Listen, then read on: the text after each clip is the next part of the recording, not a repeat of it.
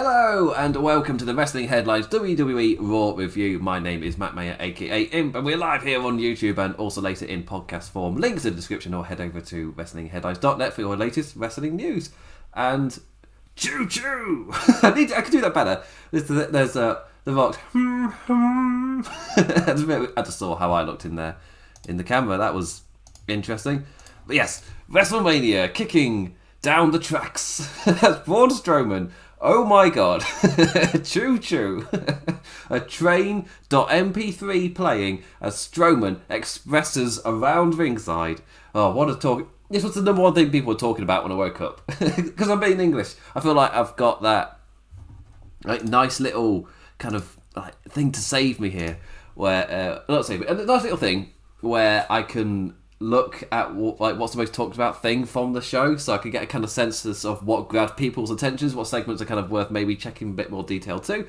And this week it was the choo choo. It was Braun Strowman doing all that. Oh yeah, interesting way to talk. Well, I'll talk about that segment first because it's the name of the bloody thing. But first off, my name is Matt Maher, aka Imp. I can't remember if I plugged that. Follow me on Twitter at the damn Implicat, as damn as in damn. I've been trying to a bit more regularly stream on the Twitch. You could go into that thing if you care about a man playing Japanese games and reading the text in random British accents. Then yeah, go ahead. Anyway, that's not the entirety of my channel. Why would I plug it like that? What's wrong with me? Anyway, so the match was... This is the Monday Night Raw after Fastlane. We're kicking into gear towards WrestleMania. This is where suddenly we've got 2 weekends and then it's WrestleMania. So, this was aired, there's now only 2 left. And, normally my little reviews of how matches are happening and how Raw sometimes feels repetitive, it's not got much room for it to do... I expect next week's show to be pretty crap, just in terms of what's been set up and how and the kind of tag matches we saw. I expect the middle of the show to feel extremely repetitive next week. I hope not, because it's WrestleMania season, but that's just how Raw's been recently. Do not have the same criticism for Friday Night SmackDown. This is like a Raw problem. It's not a WWE problem. It kind of is, but on SmackDown I mix it up enough where it's not that big a deal. On Monday Night Raw, the shows feel incredibly repetitive. I watch the same stuff a lot, and a lot of the middle of this show felt pretty similar. Even the way this Raw kicked off, it was But a lot of it did also feel like, crap. There's this Raw, and then only 2 more, and then it's WrestleMania. We need to start filling out some matches. And for me, I felt that last week. Last week I was kind of joking and taking the piss out of the fact that Monday Night Raw has had to suddenly create so many matches because AJ Styles came out and just went, well, isn't it can you believe that AJ Styles doesn't have a match yet for WrestleMania? And my immediate reaction was, neither does anyone else. At this point in time, if you're saying this, no other person has had a confirmed match on Monday Night Raw for WrestleMania. Obviously on the show, you got the big one on Drew McIntyre announced. Obviously, AJ Styles with his tag match with Omos as well. Stuff came out. I swear there was another one. I just forgot what it was. But... Randy Orton was... okay. There was a few that were definitely going to happen, just hadn't been announced yet. They were using Fastlane, like Randy Orton versus The Fiend. Also, I'm playing with my hair a lot on this one because I had a shower way too close to the show. Not put anything in it. It's going to be flopping down annoying me the entire time. But still, feels fluffy at least. But yeah. So one of those things was Braun Strowman. In terms of both repetitive and kind of continuing from last week where it was a given this would be announced for WrestleMania. So you're not looking at the Raw roster going, oh, what could they possibly do? They have to throw stuff about. They have to have a third party come in and suddenly set things up. That was the case with the women's division. But there were quite a few in the pan. Like Randy Orton Fiend, like Braun Strowman versus Shane McMahon. These are happening at WrestleMania. They've not been officially announced. And that's what happened on this show. Quite a few segments of people walking out, pointing to signs. 3 off the top of my head definitely happened. I don't know if I've missed some. And I might have done. Who knows? But it was still... Yeah, that even... in terms of super repetitive first, the show opened with Bobby Lashley versus Sheamus, which was last week's main event. And immediately I'm just why is this match happening? Other than getting everybody out there in a slightly different way, other than Bobby Lashley MVP just cut a show opening promo, because that's how last week's show started, and I'm never against it starting with a match. It's just, I was watching it there was absolutely no reason for this match to happen. There's always a set conclusion, which kind of sucks, but why is this that even? Why is it even? So I was watching it whilst not really caring anything about it, and then it all kind of set up stuff. Whilst Elias Braun Strowman was a straight up repeat from Fastlane. I forgot the name of the pay-per-view a second. It was a straight repeat from Fastlane, aside from one difference, where Elias, sent to the outside after Braun Strowman's mighty dropkick, was kind of just wobbling about. I was like, oh, what's going on? Braun Strowman goes for his big old charge around ringside, and as he does it, the sound of a train running down the tracks plays over the top of him doing it.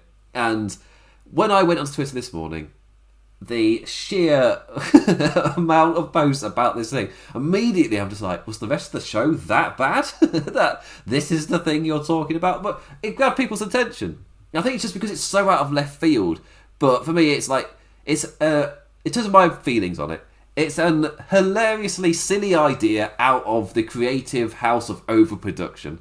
Like, it's one of those things where you watch it and just like, this is so bad, I've just had a right good time laughing at it. Not at. So I'm not going, oh, actually, it's one back round for me. Like, no, I'm laughing at it, but I'm not like over the top, kind of like, this is awful, this is crap, this is like signalling the demise of wrestling with stupid stuff like this, just obliterating any form of believability. No, I've had a laugh. Assumably they'll see the reception of this and probably not do it again. I mean, how on earth do you do this with a live crowd? Is the hope that they will choo choo choo? Is that the hope there? Where he charged? Hopefully this left such an impression that come WrestleMania, the live crowd choo choo along with Braun Strowman. Is he going to lead a choo choo chant? All aboard! That's my WrestleMania predictions. When I play worst case scenarios with wrestling shorts and need to do the all aboard choo choo. Oh yes, I'm all for that. But anyway, yes, for me it was just a silly thing, and I've had a good laugh with it. It's one of those things that kind of blows up and gets the piss taken out of it. Loads of rock memes of relevancy. Just highly recommend checking out those. Had a good laugh at those this morning. It's just that, yeah, we've all had a bit of fun. But I'm not, like, seriously put off by it or anything. So, yeah, it was silly. I laughed at it. I continued to laugh as others laughed with it on social media. The gloriousness of social media. And, I'm all... after today, I'm happy to not talk about it again. Unless, of course, they find a way to make it better. And for me, the getting the crowd involved, shouting all aboard, that is how you do it. Have him play conductor. Get the people onto his train to go on the tracks with him. That's what I do. Don't never give me the booking stick. I will run with it. I will run with it, my friend. The match itself was, it was, I forgot to say, also Shane and Elias's silly little song was fun and silly. Yeah, a song about Braun Strowman being stupid. Like, this whole feud is silly. I guess, like, the train noise fits into there as well. I guess, like, it was silly. But one thing I will note, you ain't ever taking Train Boy seriously. It gave me a good laugh. Yeah. But yeah, that's my kind of prediction for that. It was, yeah. I'm going to leave it there. It gave me a really good laugh. But all aboard. Not like those. Like, all aboard and then... What noise would the crowd make? Will they just go choo choo, like really emphatically? What will they do? I'm amping myself up for WrestleMania in the way I was not expecting to happen. I was like, I cannot wait to see. I'm accidentally hyping this match up. I've got to stop. No, it's not getting over. Stop. No. With Braun Strowman train, I'm not accidentally going to do this. No, let's leave it. Let's see. We've had our fun. Let's not WWE this. Oh dear, right. I've got a rest of the show to review. I should probably get on with that. Anyway, whoa. It's WrestleMania. Let's get to the rest of Raw. I'm going to do that every week, by the way. Get ready for it. This is the first time of me first time reaching WrestleMania with the video review thing. I say that like it's a thing. Like, I've been doing this like really not that long in that whole scheme of things, and so every one is my first one. It's like I say, it's first ever WrestleMania coverage with the video and stuff. Like, yeah. It's because it's my first ever of all the pay-per-views. Not done ever. Anyway, so Monday Night Raw kicked off with Imps first final 3 weeks till WrestleMania. We kicked off the show with the exact same match that ended the show last week, but with no reason given why this rematch was happening. But they used it to talk about the characters and the state they were in, and them clashing together. You got to see their current state, like where they're at, both physically and mentally, and all of that. Like you got to see that play out. It was like a mini little character refresher of sorts. It's one of those where, yes, there were other ways you could do this without just giving us a rematch from last week. But that said, like, again, they opened last week's show with Bobby Lashley MVP. That would probably have been the opening. And like, in terms of, that's also a repeat. And I like mixing it up. I'm not going to criticise them opening up with a match. I'm perfectly fine with that. Sheamus, he got his backstage segment with Matt Riddle later, but this is like big showing. They didn't, though, give us I guess, it's getting nerdy kayfabe reason for this match to be happening. It was just, it's happening, these are current state of the characters, watch them wrestle, blah-de-blah-de-blah. We'll talk about WrestleMania whilst it's happening, we'll talk about Fastlane. Drew McIntyre Sheamus at Fastlane was absolutely fantastic. And the fact you could see the like redness all over the back and all the welts and stuff still over Sheamus's back, like that is something to show how much beating they took. But yeah, a novel concept, kicking off a wrestling show with wrestling. Even though it was a rematch from last week's main event, it was like, hey, got time to fill, damn it. Sheamus coming off that brilliant war with McIntyre, with all the red, knackered, glowing red with all the wounds, whilst Lashley is all fresh, but those hurt business kind of issues they're having are still apparent as they continue to show, like Cedric Alexander accidentally hindering his stablemates to pissing off Benjamin in the process as well. Like all of that hurt business issues, they're all still there. Which was a way for Shamu to get a run in. Like he's completely beaten down. He should be getting beaten by Bobby Lashley almost with ease, given like the different kind of level of state going into it. But it's got Sheamus back in. The issue with the hurt business gave Sheamus suddenly he was able to get into the match and get in a string of efforts and close falls and put Bobby Lashley in trouble. But Bobby was always bobbling back to the surface. I wrote an easy sentence for me to say. It was a strong match. Just obviously, this is to lesser effect given we'd just seen it last week. And again, there was no real reason given for it. Lashley winning with the Hurt Lock as he gives an eye to Alexander and Benjamin, who continue to hold their silly beef. And you can see in Bobby Lashley's eyes, like, for the God's sake, guys, get over this. A nice moment with those two beating up Sheamus after the match. Lashley looking like he immediately knew they basically just sounded the Scottish horn in beating up Sheamus. And into our first proper official WrestleMania title match face-off we go. Our first proper, then I'll just add more and more niches on top of it.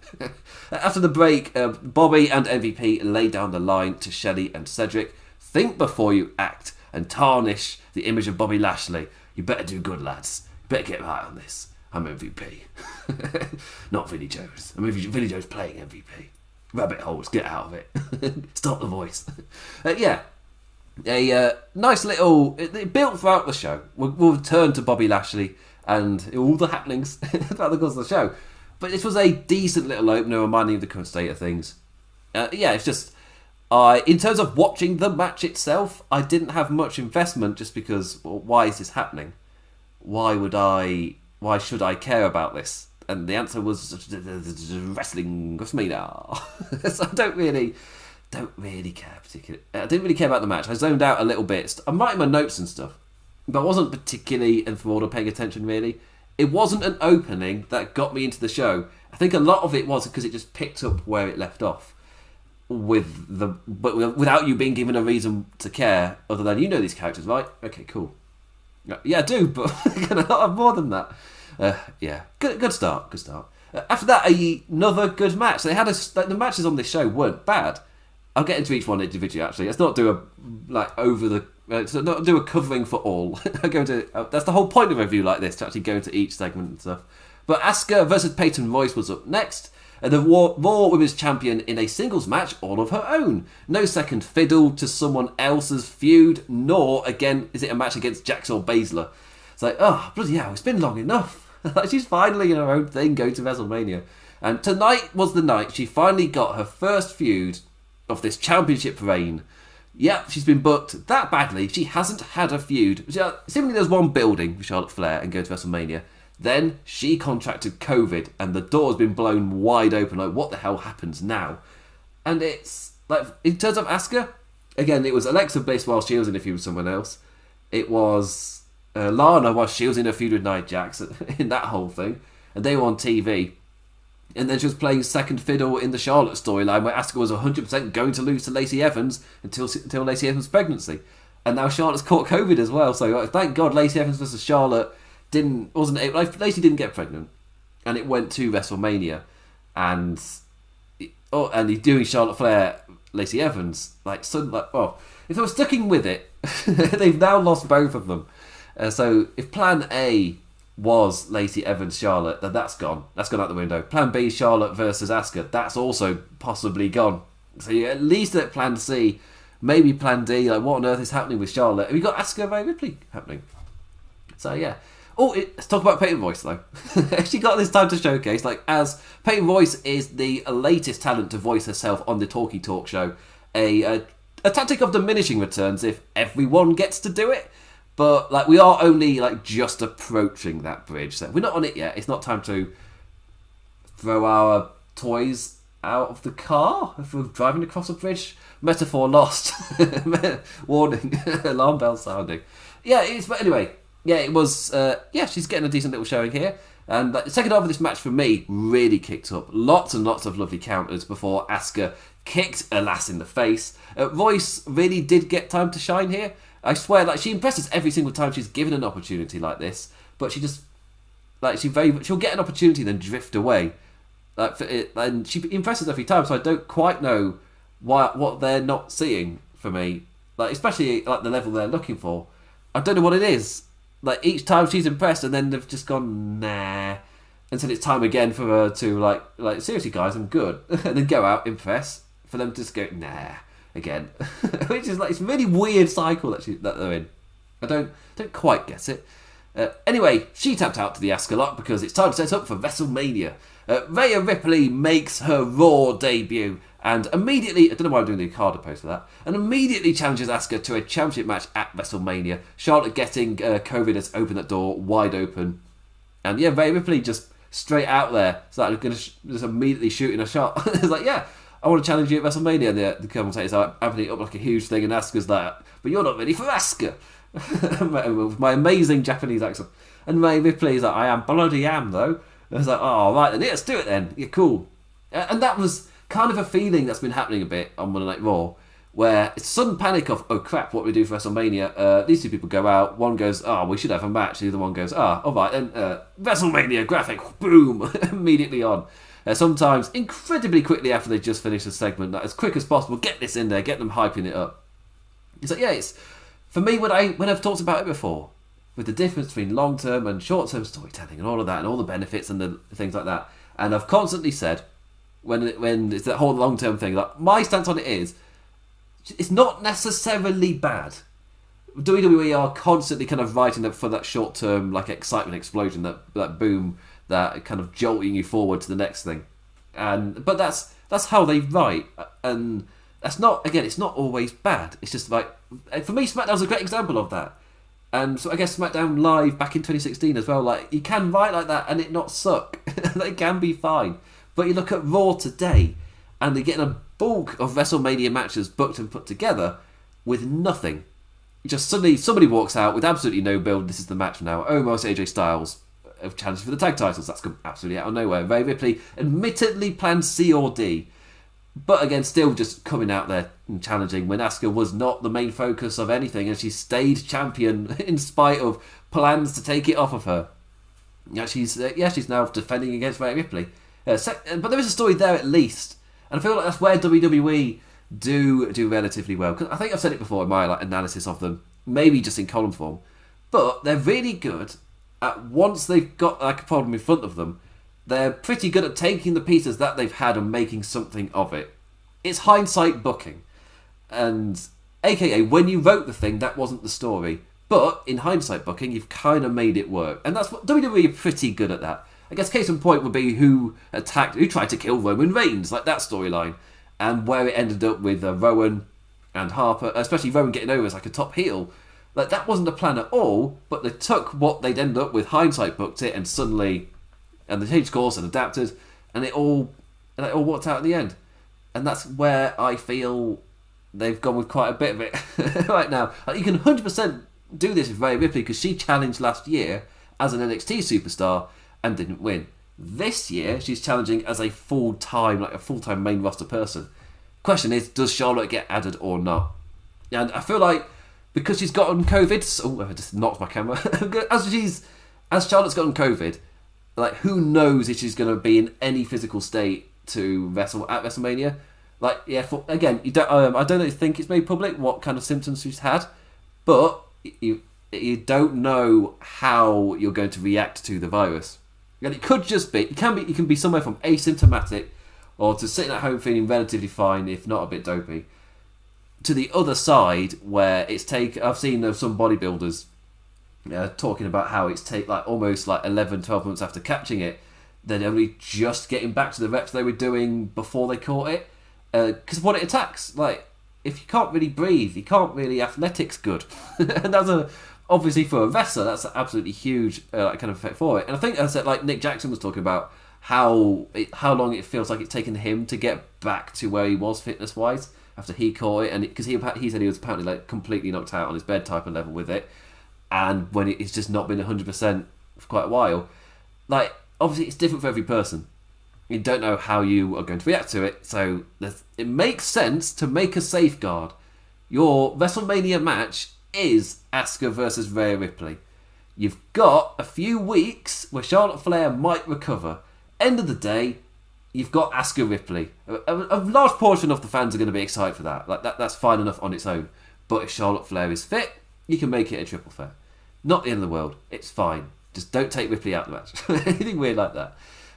Anyway, another nice little segment here with a backstage bit with Drew getting to look smart again. Oh, how nice is that? I think I've missed a backstage. Oh no, it was MVP. That was it. Went up to. Drew McIntyre getting to look smart. How lovely. Adam Pearce informing him that Cedric and Shelton wanted a handicap match. McIntyre agreed that didn't sound like a smart idea to accept, but he will if they agree to the stipulation that they're banned from ringside at WrestleMania if he wins. So it looks smart. Yeah, well done. Well done, Drew. You big Scottish, I can't say bastard. You big Scottish bastard. It's too late, I've gone for it. Miz TV was up next. Into a WrestleMania gear, Mizzy kicks. That's a little reference there. Bigging up Bad Bunny's musical successes before laying down a one-on-one challenge for WrestleMania. But also not forgetting to use this to hype the debut of their own new music video next week. Hey Hey Hop Hop. And I'm not going to lie, the ridiculous image, watching them trying to diss whilst hopping around in bunny outfits, it got a legit laugh out of me. It's like the way that they're kind of playing it, where there's like, yeah, we're going to get in with this one, and Miz Morrison's kind of overconfidence, and then you watch what they've created, and it's just like I kind of like the level of humour there. And for me, like, the reason I don't mind it either is because of like kind of the position they're in. This is a fantastic kind of spot for them to be in, for WrestleMania and everything. The only thing I didn't see coming was it's not a tag match. It's one-on-one, and you've got Morrison and Priest there at ringside. Which, again, isn't the end of the world. You can still have Priest do an impressive thing at WrestleMania. Because at the end of the day, Bad Bunny's leaving. You want Damian Priest to then take that momentum and run with it. Like, what is generated from this match, assumably Bad Bunny's victory, assumably because of Damian Priest, he then takes a load of momentum and runs with it. Maybe when Bad Bunny's gone, he feuds with Miz and Morrison by himself and wins somehow. Puts him over. But yeah, I was full on expecting a tag team match.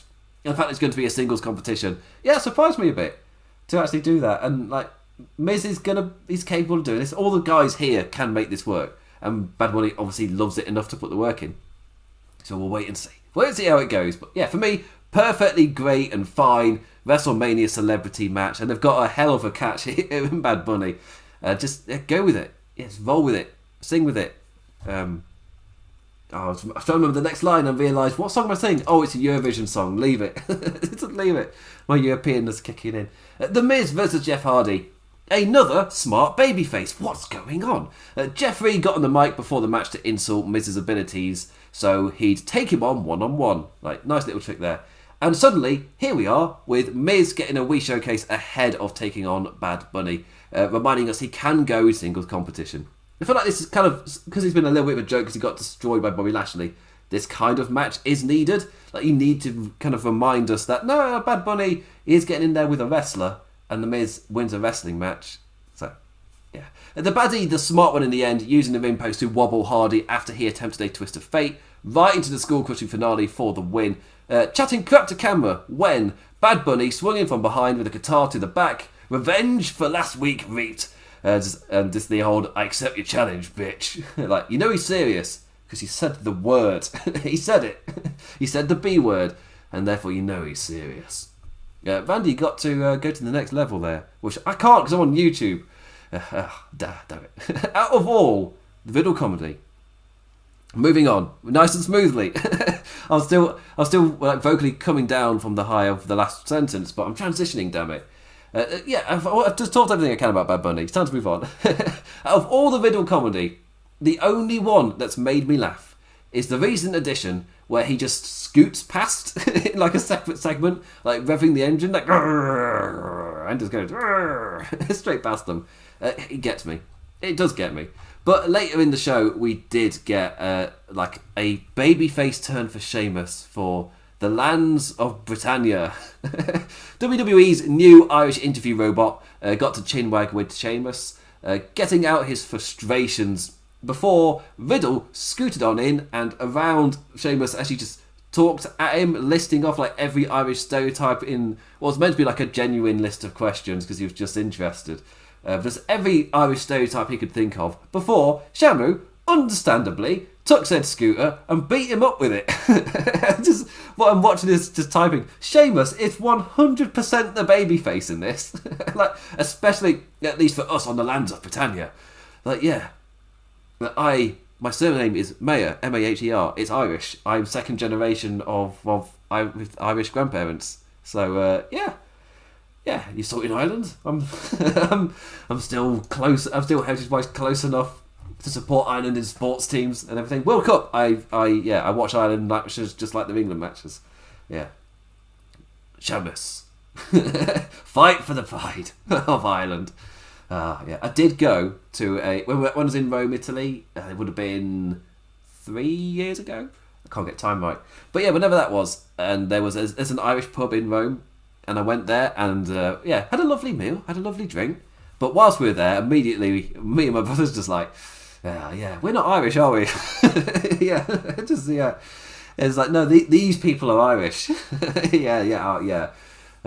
I'm not. Just casually dropping Gaelic. We're not Irish. Not even close. No, 100%. Yeah, I've lived in England my entire life. Yeah, I have been to Ireland, but I'm definitely not Irish.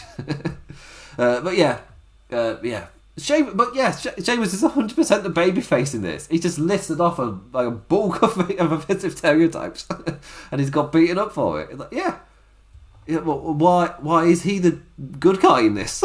No, he deserves to get beaten up. Learn about the world, man. Or have Sheamus beat it into you. We're behind you, Sheamus. We're behind you. Beat that man for the title. Anyway, AJ Styles and Omos. Yes, so immediately I'm just like, this is the tag team curse. Where as soon as we know what the match is, and it's announced last week, AJ Styles will be tagging with Omos for his WrestleMania debut. When they wrestle for the Raw Tag Team Championships. And New Day and AJ Styles kind of use this to big up Omos, really, and talk about how kind of an amazing thing that is for them to be wrestling at WrestleMania. It is like his big debut, and they go for a championship, and imagine us too as champions, and all of that. Hola the goat. But yeah, it's an interesting one because they're immediately into the tag team curse. So the tag team booking curse. Where, yes, you get some nice little matches and you get some nice back and forth, but the tag team curse of get ready for AJ Styles individually facing New Day every single week. Like, you beat the tag team curse, like, unsurprisingly, this was a nice mid-show match. Like, Kofi and AJ, it's a great little pairing, don't everyone get to see. It's just, we're going to be seeing this a lot. I say a lot. The thing that absolutely saves it is there are now only 2 Raws to WrestleMania. Next week, almost guarantee it, we're getting Kofi. We're getting, what's his name, AJ Styles. We're getting AJ Styles versus Xavier Woods. That's the match next week, and I kind of feel like it's set in stone. That is what we are getting. But with what's happening. I guess what's happening kind of with Omos and that. I don't know if something else will kind of change in there. I feel like there's a few matches, except for WrestleMania, when you can mix it up in terms of the segment that you are doing. We'll wait and see. We'll wait and see them mix it up. We got a little bit of it because, like, before the match, there was a nice little back and forth, like New Day taking the piss out of how their opponents don't really know each other with a little game of Mr. and Mrs. As AJ predicts every answer incorrectly. Just, yeah, of course. With the amazing Xavier Woods line, like, how are you going to beat us when you don't even know his favourite colour is mauve? It's just, it built to a nice line. I enjoyed that.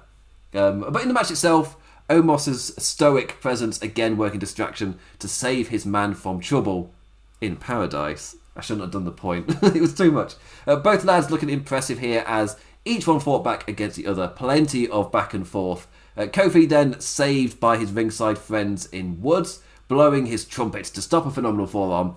I love that. I love that idea. Omos had saved AJ from a trouble in paradise. Then when it looks like, it's going to happen now, no, Jimmy Woods just blows the trumpet and scares the crap out of AJ. It's like, I love that. That was great. Omos then chased Woods away as Kofi then caught AJ's follow-up attempt.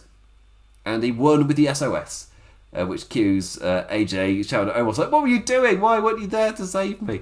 So, yeah. Anyway, building up nicely, I guess. It's a mid-card match I don't particularly care for. Completely highlights the issue with the tag team division right now. And again, until last week, they had no idea what they were doing. Maybe they might have been going with AJ Triple H and then they had to completely change course, but Omos is getting the big E kind of thing, like a big muscle guy who gets here, who's there as a big hoss, who helps distract up to WrestleMania. Then he's competing for the tag team championships on the show itself in his debut. Like, it's almost identical to Big E in that sense. Aside from the fact he's 7 bloody feet tall. He's very, very big. And apparently very, very green. I mean, he can do it well. Like, we've recently watched AEW put on a match I generally really enjoyed with Shaquille O'Neal. Like, they can do it with Omos. It can work. It's fun. If Shaq can do that, Omos can do it. Like, I'm not pointing out if he can do it, anyone can. I'm just saying, it's totally workable. It can be fine. It's in a tag team setting. It's all good. It's a setting I was expecting for Bad Bunny, but it can work. Like, it's alright as a little debut thing. He's there with AJ Styles. Like, he's a fantastic guy to be like alongside with as well in all of this. Yeah. Anyway, after this we got Matt Riddle rightfully getting his ass kicked, and then to Drew McIntyre in his handicap match with his stipulation put on top of it. Cedric and Shelton trying to make amends. Instead, just making things so much worse. Drew dominated the first half, but business was back on top after the break. McIntyre fighting back with Scottish Fire and going on an awesome final flurry. Turning both lads inside out and nailing the Claymore on them both to pin Alexander. And as soon as that happened, there was an immediate reaction in my head that I would be so surprised if we don't get this match again next week, but in some sort of like MVP asks you to amend your wrongs kind of angle. It's a Raw booking crutch. Feuding with a faction, you only wrestle that faction. Even if it's a direct rematch, like every single week. Again, though, the saving grace is that short window till WrestleMania. Like, not much space to get tired to seeing the same pairings over and over again. Like, worst case, we get a rematch next week, but that's it. And we get like a big old stare down Bobby Lashley next week to set us up for the title match. There isn't any room to give us like repeat after repeat after repeat, but we can have like one repeat. We can do it once. It'll be all right. Yeah, but again, like immediately in the aftermath of this, after the break, MVP and Bobby Lashley again ripped into the stablemates, like losing trust in the two. Bobby Lashley then puts a bounty on Drew's head, going to the 24/7 Geek Locker Room and offering a title match to anyone who takes McIntyre out before WrestleMania. Now, I appreciate the note. I appreciate the tone kind of set here with Bobby Lashley. Generally, just it's not that of course he wants business taken care of. It's the fact that he's lost faith in the guys that he feels should be doing it. And I guess a lot of it is the talent of Drew McIntyre. You see that quite often with the baddie, where he blames his subordinates, but the reality is, the guy they're fighting is just so damn talented.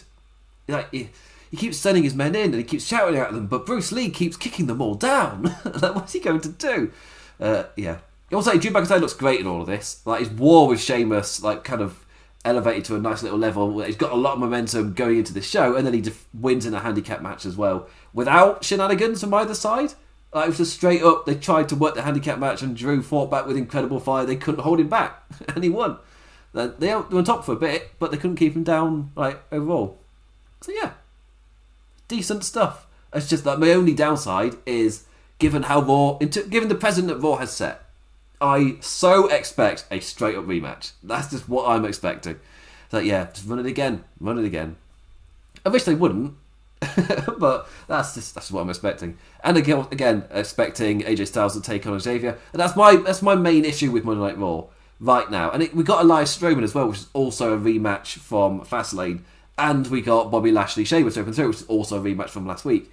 There's a lot of repetition. If it's not directly exactly the same, it's the same people interacting with the same guys. Like, the same players are all kind of there, and especially the middle of the show is just chock full of it. It's just the same stuff, and it sucks really to watch. It doesn't feel like there's variety. It's one of those where you can point at it and go, but technically there's variety. It's like, it doesn't matter. It doesn't matter if it feels like you're watching the same. Somehow things are progressing. Yeah, somehow it feels like you're watching the same show every week. How is that even possible? It's technically things are different, but it doesn't feel different because you're watching the same players interact. Just mix that up. You got a massive roster. Use it. It's like, yeah, it's fine. Anyway, I guess another example of that is the women's tag team scene. So we've got Mandy Rose and Dana Brooke versus Nia Jax and Shayna Baszler with Reginald. The entire women's division centering around Reginald. Also, are we headed to a multi-tag match at WrestleMania? Lana and Naomi were on commentary for this as challengers, but as challengers, like, it just feels like their moment's been held off and off since becoming that since capturing that number one contender spot, and they've not exactly been convincing as top contenders. And the focus now is on Reginald of all things. So, okay, fine, I guess. Do we get a triple threat, or what do we get here? Because they're not doing Nia and Shayna. Do they have Reginald side with Nia Jax? Shayna's clearly not happy with Reginald being there. Does not give a toss. Could that be the thing that splits up Nia Jax and Shayna Baszler? Who knows? Who cares? Reginald flipping about the place. For some reason, like, directly in the middle of the ring on occasion. Like, it's not a side thing. Like, this is the focus of the match. Is what is Reginald doing? That's kind of how it's put over in commentators. I was like, it's like, wow, he really is athletically impressive, but also at the same time, what's he doing in terms of the match kind of kayfabe? They're the two notes they were playing in this song. But yeah, it's not even a distraction for his team. Like, he's flipping about and showing off, and that gets Nia Jax in trouble. Like, what is this? They're just out enjoying themselves, doing their own thing. Just cause. Like, what is this? What is it building to? In the end, he was a distraction, though, in a good way. He stopped Shayna. He stopped Dana from splashing down onto Nia Jax, and then avoided a follow-up charge with a wee front flip handspring on the apron. And you go, but he's impressive, though. In the end, though, yeah, I think Nia Jax hit a Samoan drop for the win. Yeah, it's a weird, I don't know where any of this is going, or if it's going anywhere. I'm watching these women's matches happen, and I'm just like, where's this going to it? Yeah, given the commentary, it made me think they're doing Nia Jax and Baszler versus Lana and Naomi at WrestleMania. Given the kind of state of the field, I assumed maybe a multi-tag team thing like they did at the previous WrestleMania with a crowd.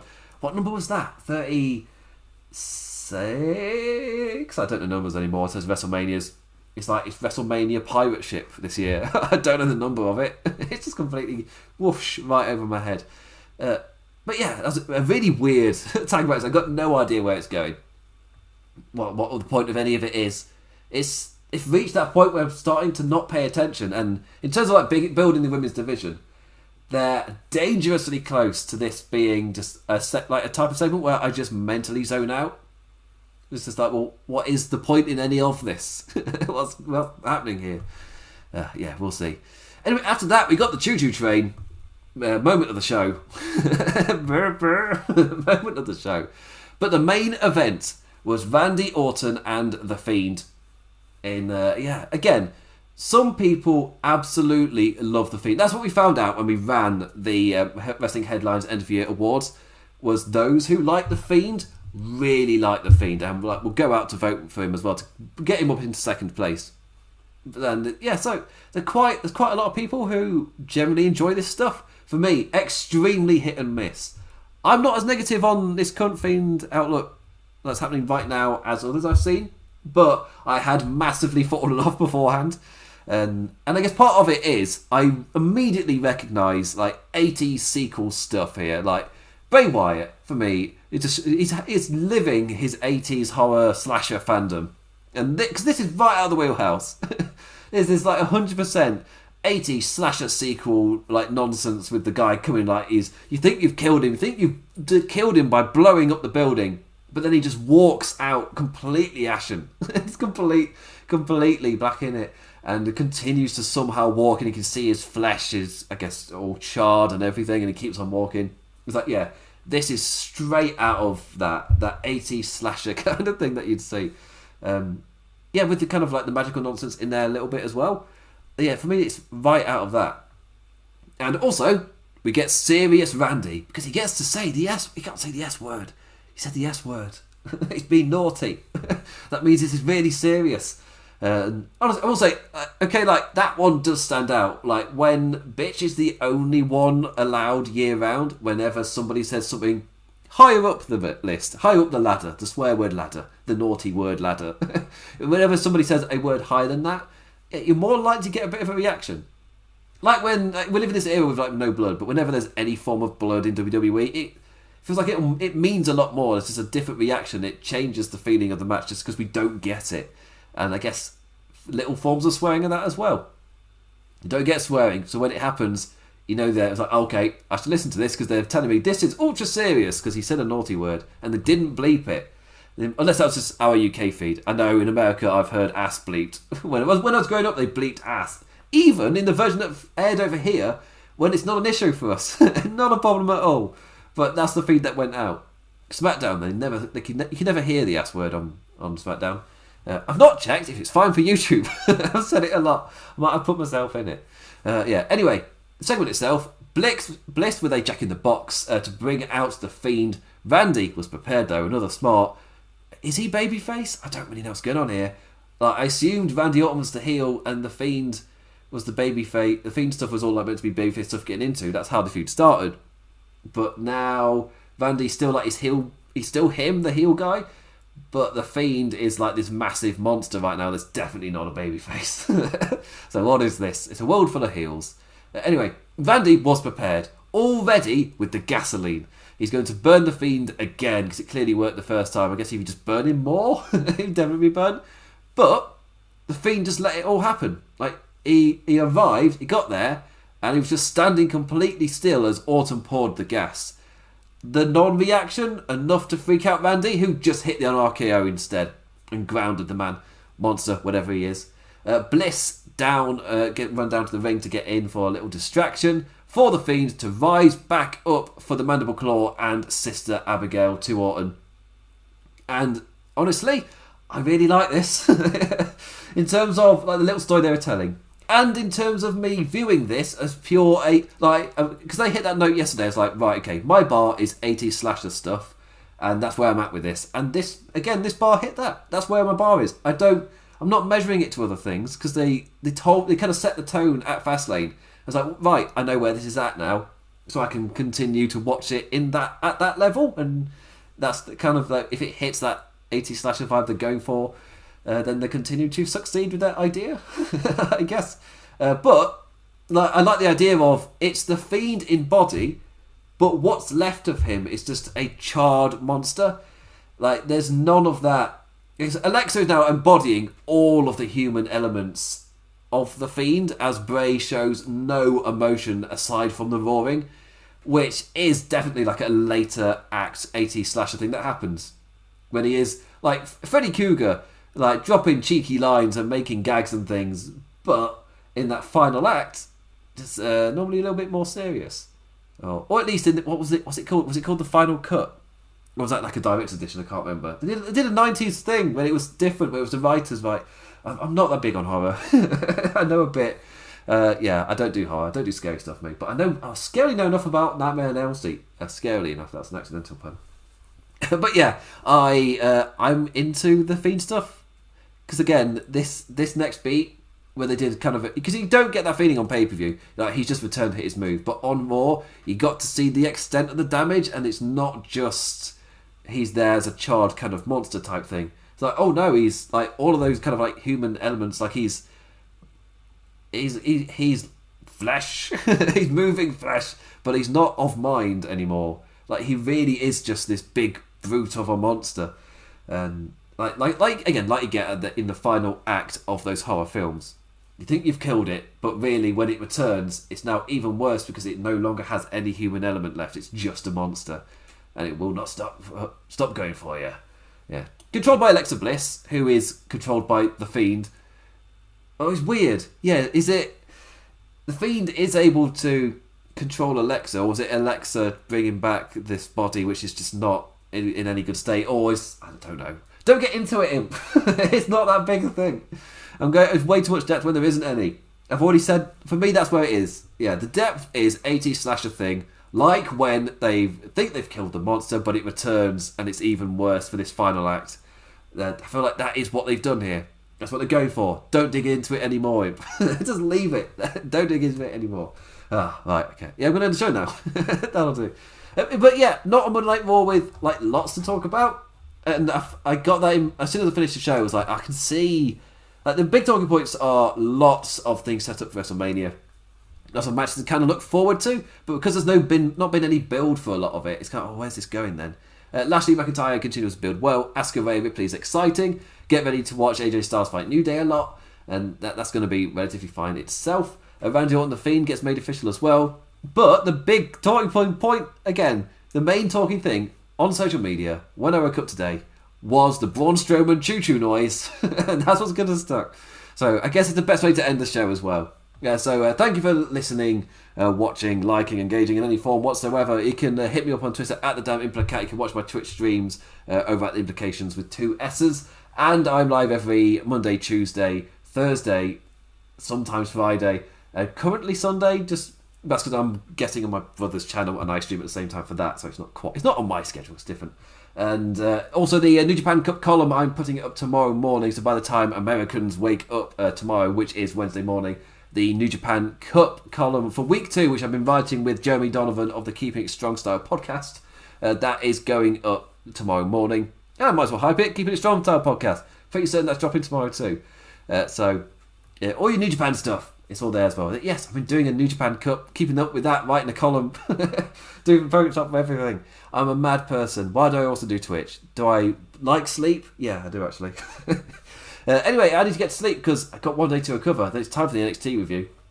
But WrestleMania season, has it got you excited? Are you looking forward to it? Has this done a decent job to kind of get you excited, or at least start to deliver on matches for a card and things coming together? We missed Bad Bunny as well, a really strong middle of the card bit of entertainment. The matches themselves aren't awful on paper. It's just the typical WWE thing of they'll likely kill it in the ring and we'll have a fun old time. But the actual build, creative part of it is the bit that lets down. But I feel like they've got quite a few home runs. And you're seeing it pay off with Bobby Lashley, Drew McIntyre, where that main event title picture, like all year round, has been held. It's been kind of done really well. Same with Roman Reigns over on SmackDown. Like that top spot, both brands have nailed it. So it's great to see, really. All for it. Yeah, it's been a good year for world champions in America. That 2020. John Moxley killed it in AEW. And then you got Kenny Omega, I think, is also killing it. You got Roman Reigns killing it. You got Drew McIntyre killing it. Bobby Lashley as well. So yeah, just it's decent time for champions. Good to see. After last year with just run of complaints where going into WrestleMania the champions were Goldberg and Brock Lesnar, and now you've actually got current guys as champion going in, Roman Reigns and Bobby Lashley. Yeah, Bobby Lashley's full time. He counts current. And then against you got likely gonna have Daniel Bryan in there with Edge as well. So you got more, like current guys in the main events. It's like it's finally it's been long enough. We haven't before this year. I think this year finally counts. This is kind of like my final message before I go choo choo and end the show. And I'm not kidding about the choo choo bit. It's been my thing for this generation, I guess, from WrestleMania 2015 onwards, where the hyped main event for the show, so like the ultimate main event, has always been a WWE guy versus a legend. So the guy of this current generation versus somebody from the past. And Brock Lesnar Roman Reigns, I guess, was the closest of that thing, because Brock Lesnar was on a really hot run. That said, this generation hasn't had a WrestleMania main event against the current crop. Against the current generation, they have not had a one-on-one match. This year finally breaks that. And I think it got announced the 2 different nights, where night 1 main event is going to be Drew McIntyre versus Bobby Lashley, and night 2 is going to be Roman Reigns, Edge, and Daniel Bryan, likely. It just says Universal Championship match. So, so finally, it's finally happening. Yes, the ultimate main event does have Edge in it, but if it's got Roman Reigns and Daniel Bryan in there too, then they've WrestleMania 30'd it. Yeah, they've found a remedy.